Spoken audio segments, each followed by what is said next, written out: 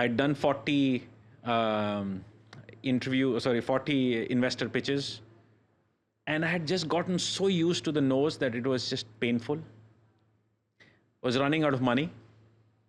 I took on, I was like, okay, nobody in India seems to be, is willing to fund us. And so I flew to the US and I started going to the, to investors there. So the change between India and the US at that time was to say, everybody believed that an ad platform is required and mobile internet would come. So there was a huge shift. But then everybody questioned to say, wait a second, you're from India. Nobody builds product companies from India. Will not fund you.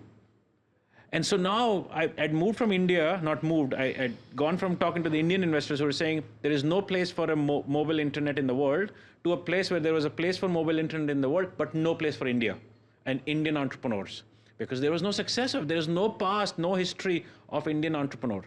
Now, of course, I was getting very dejected. I was almost done and dusted, had no money, nothing was there. I was staying at a friend's place, you know, going around Silicon Valley, pitching after pitching after pitching.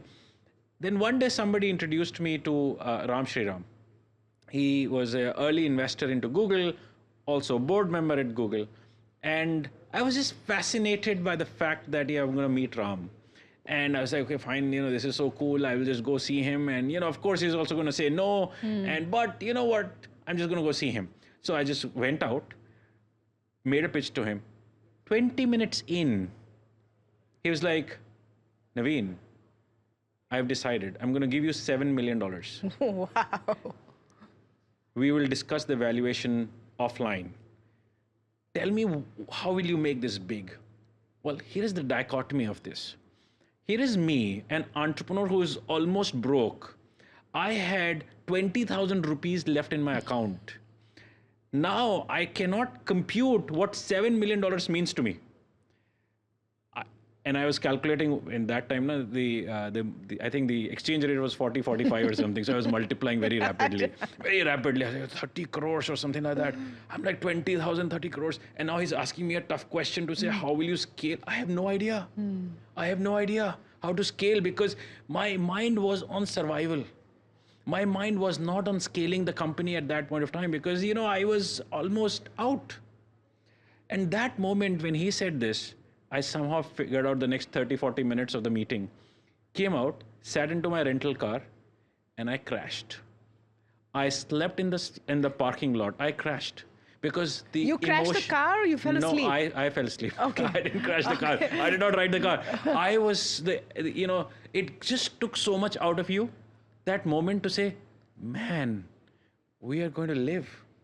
That moment, I remember it so vividly. I just like slid into the car and I slept for 2 hours. So, in the parking lot. Wait a minute. So you get out of a meeting, you finally have someone to fund you. Yeah. You say this is great, and instead of celebrating, you get into the car and take a nap. Not a nap. I almost pass out. It was exhaustion for last 6 months of exhaustion and pressure. All of that just like went away in the moment. And it is those, and I couldn't even call anybody. It was the middle of the day, so everybody in India was sleeping. My whole team was in India. Didn't call anybody, didn't do anything, just crashed. You know, the important lesson over here, for those who are right now maybe watching this and walking around with their pitches in their pocket or, you know, trying to figure it out, you prepare for what to do when someone says no. Are you prepared for what to do if someone says yes? Most probably you're not. I will give you that because the number of times as an entrepreneur you hear no, you're building a muscle internally just to deal with the no. Hearing a no is not easy. It is what builds a very different level of character. It breaks your ego. You go in, you make a passionate pitch. You must buy this, what I'm telling you. Take my vision and whatever I'm trying to tell you. No. And you got to smile and you got to come out. And 2 hours later, go and make the pitch again and again.